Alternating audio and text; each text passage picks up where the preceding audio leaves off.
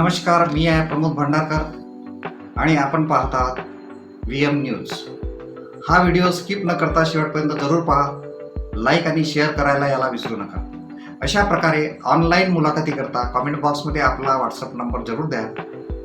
Online मुलाखतीची link आपल्याला पाठवली जाईल। महाराष्ट्र राज्य सरकारने राज्यात सर्व शासकीय पदे भरण्याचा निर्णय घेतलेला आहे। खाजगी संस्थांमार्फत ही सर्व कंत्राटी पदे भरण्याच्या जाहिराती सुद्धा प्रकाशित झालेल्या आहेत।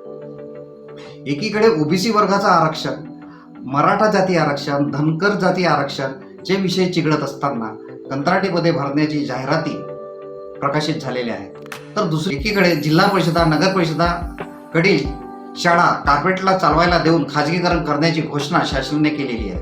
त्याचप्रमाणे शासकीय दवाखाने सुद्धा कार्पोरेटला चालवायला देण्याचे शासनाने निर्णय घेतलेला आहे।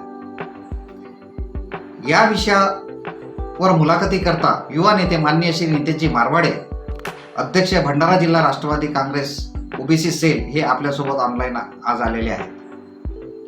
नमस्कार मारवाडे साहेब। नमस्कार, मी नितेश मारवाडे, राष्ट्रवादी ओबीसी सेल राष्ट्रवादी जिल्हाध्यक्ष शरद पवार गट। VM न्यूजच्या खास बातचीतमध्ये आपले स्वागत। महाराष्ट्र राज्य सरकारने राज्यातील सर्व शासकीय पदे भरण्याचा निर्णय घेतला आणि खाजगी संस्थांमार्फत कंत्राटी पदे भरण्याच्या जाहिराती सुद्धा प्रकाशित केलेल्या आहेत। याबाबत आपली भूमिका काय असेल? राज्य सरकारने कंत्राटी नोकर भरतीचा निर्णय हा अतिशय निंदनीय चुकीचा निर्णय आहे। ही बेरोजगार युवकाची थट्टा या नाकर्त्या शिंदे फडणवीसच्या भाजपा सरकारने चालवली आहे। मागील युतीच्या शासन काळात देवेंद्र फडणवीस मुख्यमंत्री असताना 72,000 शासनच्या रिक्त जागाची मेगा पद भरतीची घोषणा करून राज्यातील युवकांना फसविले। नोकर भरतीची जाहिरात काढायची, बेरोजगार युवकाकडून पैसा गोळा करायचा, पेपर फुटला म्हणून बातम्या पसरवण्याच्या आणि घेतलेली परीक्षा रद्द करायची किंवा एखाद्या व्यक्तीला समोर करून कोर्टात केस दाखल करायची, असे कारस्थान देवेंद्र फडणवीस यांनी आतापर्यंत केले। आता तर हद्दच पार केली। कंत्राटदारांना मार्फत सर्व शासकीय नोकर भरती करण्याकरता शासन परिपत्रक काढले। सर्वसामान्य कुटुंबातील बेरोजगार युवकांकडून परीक्षा फीच्या माध्यमातून हजारो कोटीची वसुली करूनही पारदर्शक न घेऊ शकलेले सरकार त्यांच्या आर्थिक हित संबंधित कंपन्यांचा फायदा करण्यासाठी कंत्राटी भरतीचा GR काढला। केंद्र सरकारप्रमाणे आता महाराष्ट्र सरकार सुद्धा कंत्राटी भरतीचे गुणगान करीत आहेत। जर शिंदे फडणवीस यांना कंत्राटी भरतीची एवढी हौस असेल तर महाराष्ट्र राज्य सरकारच कंत्राटी पद्धतीने चालवायला द्यावे, म्हणजे सरकारच्या पैशाची अधिक बचत होईल। काही दिवसापूर्वी तलाठी भरतीसाठी परीक्षा घेतल्या, पेपर फुटल्याच्या खोट्या बातम्या पसरविल्या व सर्व भरती प्रक्रिया रद्द केली। महाराष्ट्र राज्य सरकारच कंत्राटी पद्धतीने चालवायला द्या, म्हणजे सरकारच्या पैशाची अधिक बचत होईल। काही दिवसापूर्वी तलाठी भरतीसाठी परीक्षा घेतल्या, पेपर फुटल्याच्या खोट्या बातम्या पसरविल्या व सर्व भरती प्रक्रिया रद्द केली। बेरोजगार युवकांकडून 268 कोटी रुपये जमा केले। आता नोकर भरती करिता आमदारांच्या कंपन्यांना कंत्राटी भरतीचे टेंडर देण्यात आले।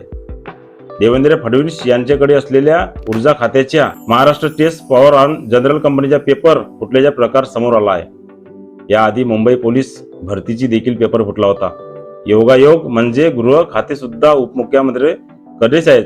यासारख्या स्पर्धा परीक्षासाठी असे असताना वारंवार पेपर फुटी सारखे प्रकार घडत त्याने अनेक तरुणांचे खच्चीकरण होऊन त्यांचे आयुष्य टांगणीला लागले आहे। यामध्ये शिंदे फडणवीस सरकार सुद्धा भ्रष्टाचार आहे।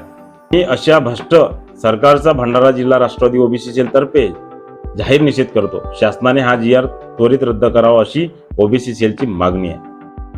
मारवाडे साहेब, दुसरा प्रश्न आपल्याकरता आहे की शिंदे फडणवीसच्या भाजपा सरकारने जिल्हा परिषदा आणि नगर परिषदा यांच्या मार्फत चालवल्या जाणाऱ्या शाळा दत्तक देण्याचा GR काढलेला आहे। या संदर्भात आपली भूमिका काय असणार आहे? या दळभद्री शिंदे फडणवीस सरकारने जिल्हा परिषद व नगर परिषद यांच्या मार्फत चालवण्यात जाणाऱ्या शाळा दत्तक देण्याचा तुघलकी निर्णय घेतला। राज्यात एकूण 68,000 शाळा आहेत। त्या सर्व मोक्याच्या ठिकाणी असून त्या जागेवर यांचा डोळा आहे। राज्यातील ओबीसी, दलित, आदिवासी, शेतकरी, शेतमजूर यांची मुले शिक्षणापासून वंचित ठेवण्याचा यांचा खरा हेतू आहे। शिक्षण न घेतल्यामुळे यांना अंधभक्त बनवायचा सोपे होईल। हा सर्व राष्ट्रीय सेवक संघाचा अजेंडा असून देवेंद्र पंत राबवित आहेत।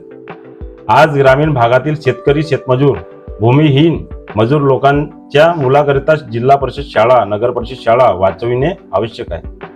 भंडारा जिल्हा ओबीसी सेल अशा दत्तक शाळा योजनेचा जाहीर निषेध करते. तिसरा प्रश्न असा की मराठा समाजाला कुणबी जातीचे प्रमाणपत्र देण्याची घोषणा केली, म्हणजे अप्रत्यक्ष ओबीसी वर्गाचे आरक्षण लागू करण्याची प्रक्रिया सुरू केली.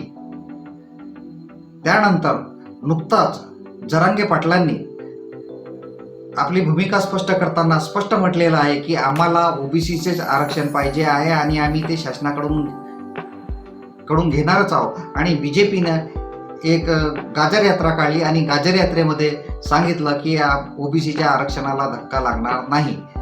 तर अशा दुतर्फी जे वक्तव्य येत आहे शासनकर्त्याकडून, तर त्या संदर्भात आपली भूमिका काय आहे? देशामध्ये मंडल आयोगाच्या शिफारीनुसार देशात 52% ओबीसी समाज आहे. त्यानुसार 36% आरक्षण व्हीपी सिंग सरकारने जाहीर केला. त्याला भाजपा आणि राष्ट्रीय सेवक संघाच्या सुरुवातीपासूनच विरोध होता. भाजपाने काही लोकांना पुढे करून या आरक्षणा विरुद्ध सुप्रीम कोर्टात याचिका दाखल करून घेतली. ते आरक्षण 27% पर्यंत कमी केले. नंतर ते आरक्षण 16% केले. आता या भाजपा सरकारने 6% आणून ठेवले. या उलट कोणतीही मागणी नसताना सुवर्ण लोकांना एका दिवसात 10% आरक्षण जाहीर केले. तेव्हा आरक्षणाची मर्यादा 50%च्या वर गेली तेव्हा मात्र संघवाले चूप आहेत. मात्र ओबीसीला आरक्षण द्यायची वेळ आली की इंदिरा साहनी खटल्याचा कारण पुढे करतात. हा भाजपचा दुटप्पीपणा आहे. असला हा भाजपचा ढोंगीपणा जनतेने ओळखला आहे.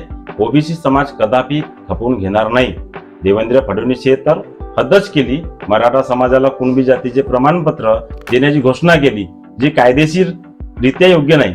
फडणवीस हे मराठा आणि ओबीसी वर्गाला फसवण्याचे काम करीत आहेत.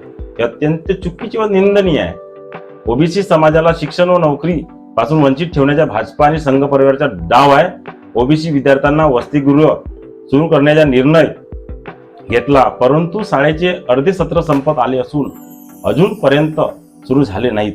त्यामुळे ओबीसी, शेतकरी, शेतमजूर यांच्या मुलांनी कसे शिक्षण घ्यावे असा मोठा प्रश्न निर्माण झालेला आहे.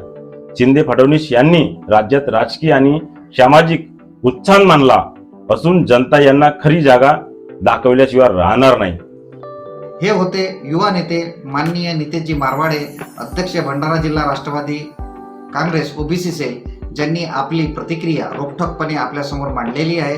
त्याचप्रमाणे पक्षाची भूमिका सुद्धा आपल्यासमोर मांडलेली आहे आणि ते ह्या आपल्या स्टुडिओमध्ये VM न्यूजला त्यांनी खास मुलाखत दिलेली आहे. त्याकरता धन्यवाद.